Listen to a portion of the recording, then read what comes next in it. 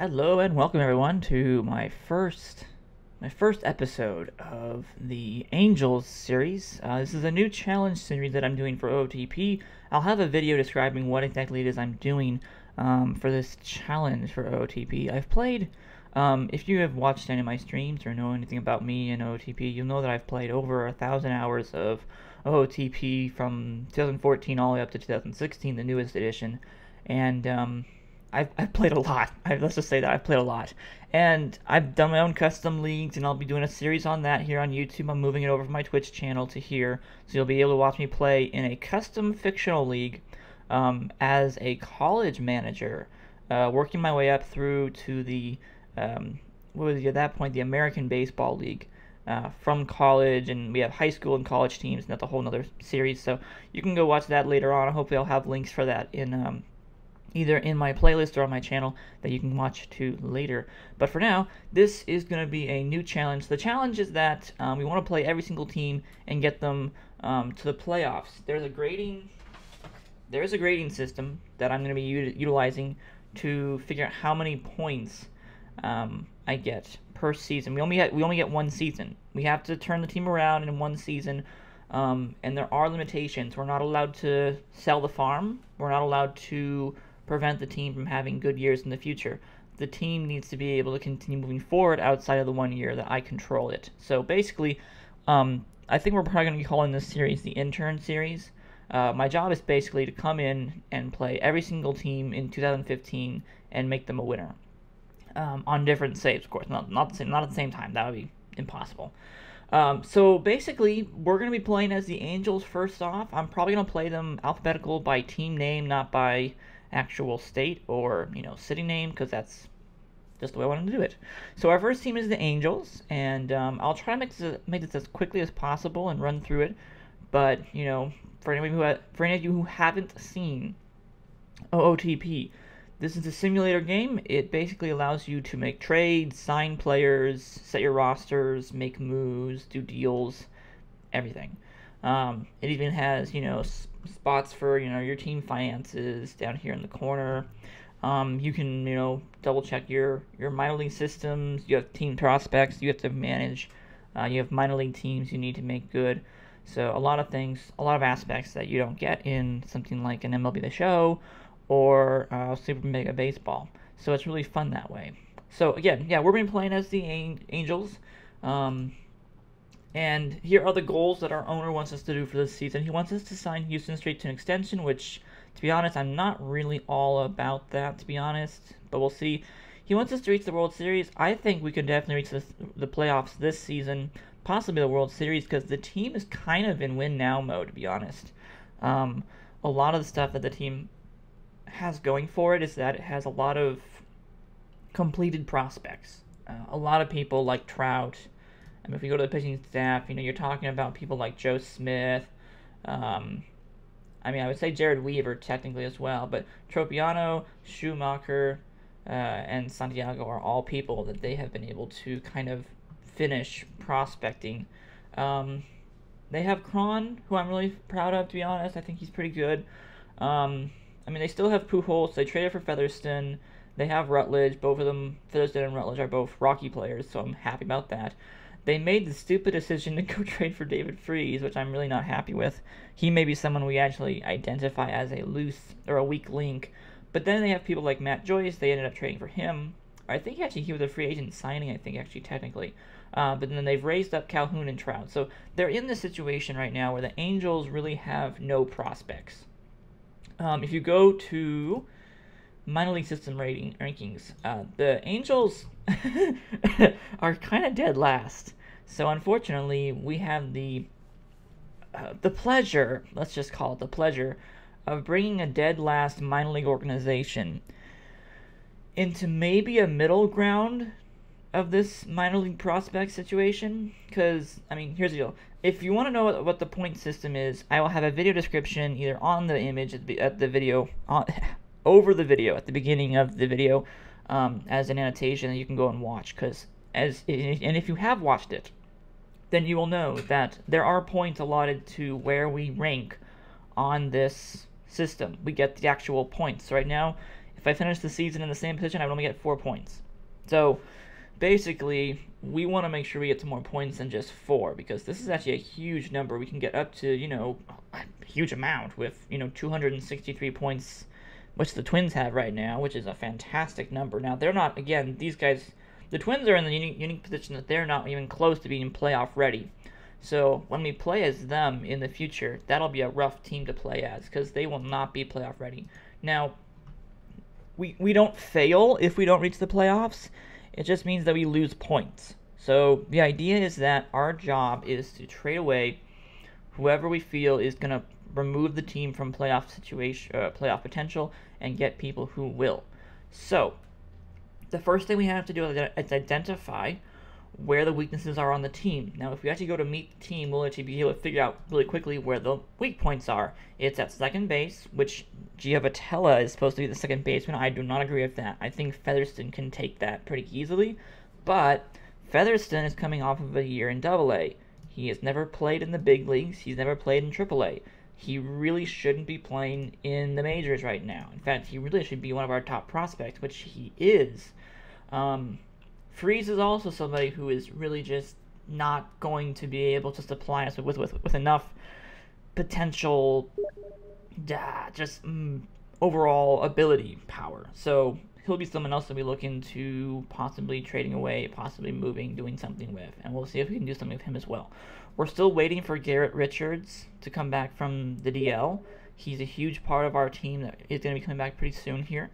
So we're going to have an extra starting pitcher in about, I think it's like a month when he comes back, right? A month or so? Hold on, let's see. He's back in 4 weeks, so about a month. So that'll knock either Santiago or Tropiano out, probably Tropiano, because he's the rookie in all this right now. He is officially a prospect, even though he was picked up. I think he was picked up from Houston in a trade. I think I can't remember what his deal was. Yeah, for Carlos Perez. That was the Hank Conger deal. I forgot about that. So anywho, he's someone to look forward to. He's not great when it comes to a number 5 starter, but he's okay. He's okay. I mean, that's what OSA thinks he is. Our head scout thinks he's not very good.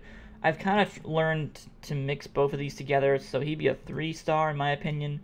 So he's decent prospect ratings, but you're talking about someone like Schumacher, and you're looking at, someone who I'm hoping can kind of nail down our number 1 or number 2 situation. I'm hoping that Weaver and Wilson have just have decent years. Just please have decent years. They literally have nothing left to give us, but just age at this point. So hopefully they perform well. Weaver's coming off of, I think, probably one of the better years he's had. Well, he keeps getting worse and worse technically. I mean, 2012 was definitely his best year. But the wins category from last year is very favorable. I mean, I keep forgetting how good he was back in 2011, 2012. He's always been a very decent pitcher, actually. I keep forgetting how good he used to be.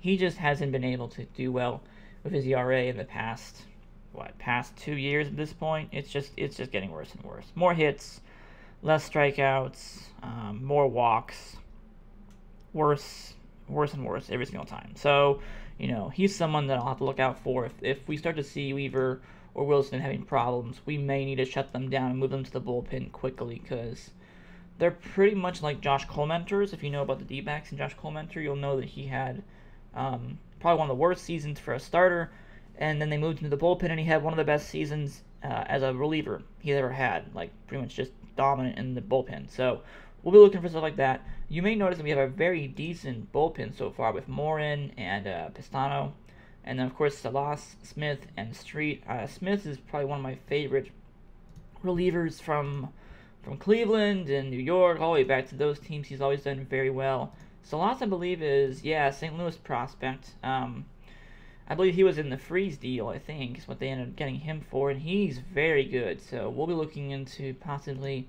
promoting some of these guys into better positions. Morin's also a very good prospect. We're hoping he can probably take over the closer position if Street leaves, because he could easily replace Street. Now, again, Street's coming off of a very decent year in which he pretty much had a below 150 ERA. So, I think Street would be just fine if he keeps up this kind of performance. I wouldn't mind signing him to a long contract. The problem is that he's probably going to demand anywhere between $8 to $10 million per year, and it's a lot for a closer. It really is. $7 million is enough as it is, but he's asking for a huge amount. So, to be honest, I am reluctant to give him what he wants, but we will see, because maybe he could actually, do good enough. I guess the big question in terms of our team is going to be our rotation. Our rotation is definitely the number one weak spot while Richards is gone. Once Richards comes back, I think it becomes run-of-the-mill. You have one starter as an ace. You maybe have like 2 or 3 people who could vie for 2 or 3 or 4 on your rotation, and then you've got a couple that are 5 pitchers. And that's what we have pretty much. But I think that we undervalue Santiago a lot. To be honest, I think he's much better than this, but that's just me personally. Yeah, I'm sorry. I think Santiago is much better than that, in my opinion. But oh well, that's just my own opinion. So yeah, we'll have a lot of cool things to do. I don't want to bore you guys with a bunch of stuff that I do, like simming or something like that. So I'll probably be doing a lot of cuts to make sure that stuff goes smoothly. But this is just so you guys know where we start at the beginning of the season before I make any moves, because I always consider the day before opening day when you start a game on this as your preseason. So I'll be doing a couple trades. I'll be doing some stuff that I want to do for moves-wise. We're going to be trying to pick up a new second baseman and a new third baseman. That's our goal. Our goal is to upgrade catcher, second, third, and maybe grab a better starting pitcher. It would have to be an ace starting pitcher. But we're looking to pick up a new starting pitcher. So yeah, I'll see what I come up with, guys, and we'll let you guys know what happens, and I will cut to that. Alright, so to recap what we've done so far for the off-season, which is unfortunately just 1 day's worth of simming, but we will make it work this way. We've done a few trades. Actually, we've done more trades than I expected to be able to do. We've increased our payroll, I think, a little bit. Well, no, we've increased it a lot. It's about, I would say, 25 million more than it was before. We did get some really, really good people out of it, though, and I'll go over what we did. I guess the first thing I should probably do is go to my mail. So the first thing we did was we traded for, here it is. We traded for Eric Young Jr., Chris Johnson, and AJ Pierzynski from the Atlanta Braves. We got rid of David Freese, Josh Rutledge, and Alfredo Marte in that deal. All 3 of those guys just were never going to be starters in our positions that they were at, and Eric Young, Chris Johnson, and AJ Pierzynski had bigger roles to play in future deals as well as in the team in general. Now, that was an instantaneous leadership for Pierzynski to join the team, so that was really good to see them enjoy him coming in to the dugout and the clubhouse. So that's a really good move for us just overall. Now, we were instantly able to turn around, and I don't know how we got this deal off, but the Twins were willing to give us Brian Dozier for Eric Young Jr., which I don't understand. I think they had someone waiting for Dozier to just be gone or something, but we got Dozier for cheap, pretty much. This is the one trade I really feel, no, actually, this is one of 2 trades that I really feel we got a huge advantage of. It may have been the money, it may have been something else, but somehow the Twins really felt like as if Young was an equal deal for Dozier. So we've got Dozier. We then turned around and traded away Matt Joyce and Cesar Ramos for Scott Kazmir and Ben Zobrist from the A's. Now, this is, again, probably a money deal for the A's, since this basically gave us like a $10 million increase in budget, or payroll, sorry. It was really hard to kind of stomach the money we got for it, and both Zobrist and Kazmir are both free agents at the end of the year. But to be honest, their year here in LA could either influence us re-signing them or just not even doing anything with them and just letting them go to free agency, because they are middle-aged, middle-of-the-road players who can go either direction. But still a good deal for us personally, because we get some very talented people for basically Matt Joyce, so that was a good deal. We were also able to trade to the Diamondbacks. Now, I got Aaron Hill because I thought maybe we could have him play third base, but then I realized that we had just gotten Zobrist, and also Featherston can play third base better than Hill can, so that was kind of a bit of a waste. But we did this deal. We got David Peralta and Oliver Perez to solidify some of our... we had lost Matt Joyce, so we needed a backup for him, and now it's Peralta. So Peralta will be playing, I believe, in center, actually. No, in left. We're going to keep Mike Trout in center, and then we are keeping Calhoun over in right. So that is our platoon at this point. Oliver Perez adds a left-handed pitching specialist to our bullpen, and he's very good veteran. And then, of course, the last deal was we actually figured out we could trade. This is, I think, just another money issue, but the Padres are willing to give us James Shields for Aaron Hill, which is weird how the value of Aaron Hill is so dependent upon, I guess, what the team wants. In one situation, he's worth Chris Iannetta, and that includes two other people who are probably more valuable than him, especially Peralta being almost 2-star at this point. I mean, Hill's already a 2-star, I believe, but he's just not that good. But then to instantly be able to trade him around for Shields means they either didn't like Shields, either A, they didn't like Shields, B, he's going to cost them way too much, which is very much the case. $21 million the next 3 years almost.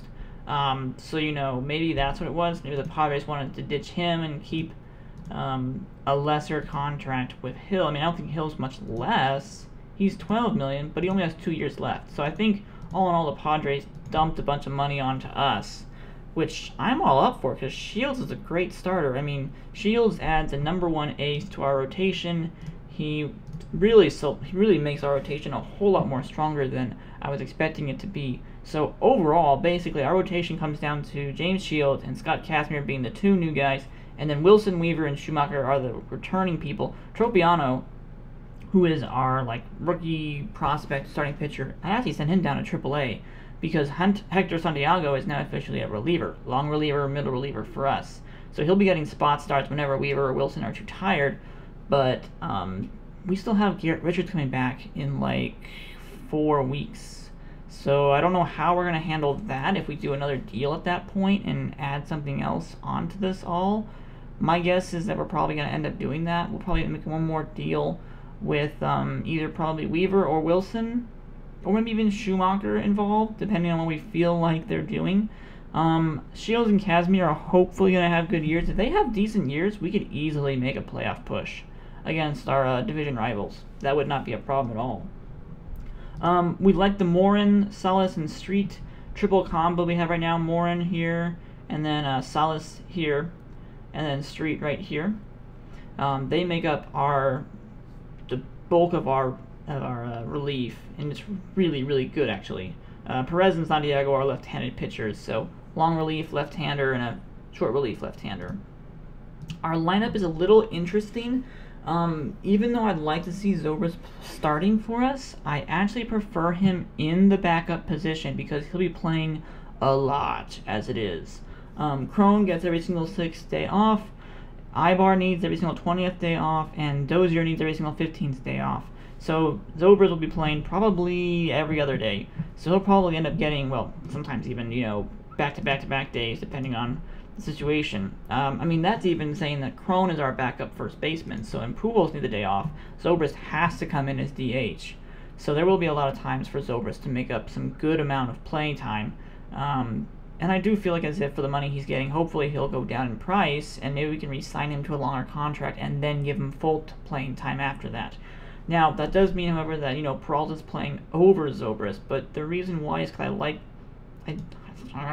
he's got better outfield abilities, but I like Peralta for his hitting and for his OSA ratings, which are pretty decent. So I'm going to give Peralta a chance to play and see if he can do well. If not, Zobrist can always just pop in. I mean, we're okay with having Zobrist play outfield. Not to mention we still have Cowgill to be able to come in and play as well. He's a 2-star, 1 out of 1.5 for our normal head scout ratings, 2-star for normal OSAs, but he's really good in left field, so he can always come in as a defensive substitute in the long run. Now, this does push, of course, Featherston out of the starting area, but he can come in to play second base, third base, and that's just fine. It gives him more time to develop because he still has a little bit left to develop at this point, and I don't want to rush him, if anybody.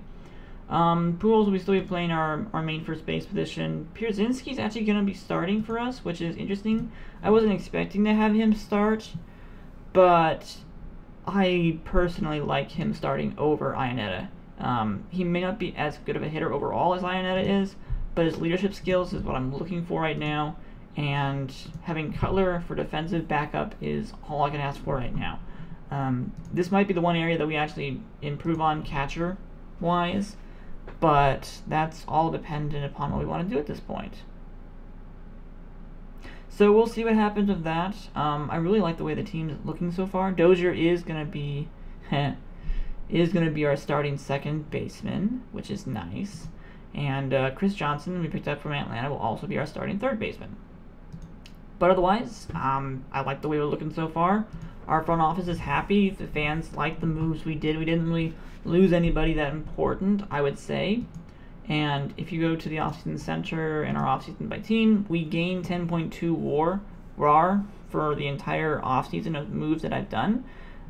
We still lost a few people who were pretty important. I think the biggest one being Iannetta at 2.1, I think. He's probably the biggest person we lost. But, you know, we gained a couple of threes, and that's four threes, almost a 4 in Dozier. I think we did. I think we came out like a bandit in all of that. Plus, we still have a bunch of contracts that we're trying to sign and we're negotiate with. We're trying to find Circe, if we can get him or not. He'd go down to AAA, unfortunately, at this point, because Dozier's playing second. So we may not offer him a larger contract if he comes back for more. But we are offering Soriano a deal, and this would be to replace Santiago, pretty much. We would replace Santiago with Soriano, and he would become our secondary setup. Street has been offered a 6-year, $53 million contract. It has a couple of vesting options for his last 2 years that require him to still be a closer at that point. So even if he gets old and stops closing, we can quickly pop out of that deal very quickly and do something else. A lot of rookies that I'm trying to sign to start building up the minor league system, since our minor league system is pretty much depleted to the point where it's just non-existent. We didn't even trade anybody that good rookie-wise. We just didn't have anything to trade in the first place. It's just been rough. It's been rough working with this team because I want to do deals that, you know, influence the team's future but there's no one to, you know, really trade from the major league squad, because then we ruin our chances to do anything this year, and we don't have enough rookies to be able to go all in this year with extras, you know, so that way we could always fall back on something. It's quite frustrating, actually. But I think that we did okay for this. I think we did very well. And I like our rotation a lot better with, you know, 2 new players at the top of it. That's what you want to see done in the offseason. I think this would have been a very nice move for LA, personally. Let's go get Shields. Now, technically, this would have been Shields' first year in San Diego. So let's just make the assumption that Shields didn't go to San Diego and instead signed with us. So that's my cue for that. And then, of course, Scott Kazmir, after his really good year with Oakland, he got picked up by us because we like to have a good left-hander like him in our rotation. Now, technically, Wilson's also a left-handed starter, but his control is so bad, I don't expect him to actually be able to go through the season and still keep up, because his walk ratio is bad. If he doesn't, you know, turn his walk ratio around or get more strikeouts and have a fantastic year, he's probably going to be gone when Richards comes back, because he still costs us $18 million for the next, 2 years? No, it's 18 and then it's 20 next year. So, yeah, he's gone, in my opinion. He'd be somebody that I probably would trade away to probably a National League team. Possibly for a catcher. He may be included in a catcher deal to like San Fran or something. If San Francisco's doing really poorly, we may try to coax Posey away from them, and see if maybe we could find them. So maybe we'll be able to do that. I'm not quite sure. We have lots to do and lots to choose from. So the next time we do a video, we will be simming through the month of April and seeing how well my moves play out. We'll cross our fingers and see how it goes.